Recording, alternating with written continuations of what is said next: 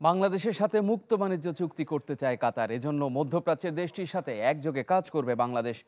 বাংলাদেশে সফররত কাতারের বাণিজ্যমন্ত্রী Mohammed bin Hamad Al Thani ও ব্যবসায়ীদের সাথে এক বৈঠক শেষে এসব কথা বলেন প্রধানমন্ত্রীর বেসরকারি শিল্প ও বিনিয়োগ বিষয়ক উপদেষ্টা সালমান এফ রহমান। জানান, দুদেশের মধ্যে ব্যবসায়িক সম্পর্ক বাড়াতে বেসরকারি খাতের উদ্যোক্তাদের এগিয়ে আসার কোনো বিকল্প নেই। এ সময় বাংলাদেশের সাথে লজিস্টিক খাতেও বিনিয়োগের বিষয়ে আলোচনা হয়েছে বলে জানান উপস্থিত ব্যবসায়ী নেতারা।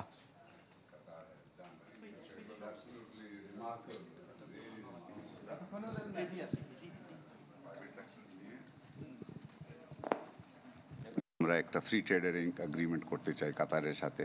তো তারা বলেছে কি তাদের অনেকগুলি দেশের সাথে আছে। ইনফ্যাক্ট তারা বলল কিছুদিন আগেই তারা প্রায় পাকিস্তানের সাথে এখন শেষ পর্যায়ে আছে, সাউথ কোরিয়ার সাথেও তারা করেছে। তো আমরা মনে করি যে তারা এটাতে আমাদেরকে তারা বলেছে তারা ইন্টারেস্টেড। 1, 2, 3 ঢাকায় জমি জিতে নিন 100% ক্যাশব্যাক সহ 20 কোটি টাকার পুরস্কার।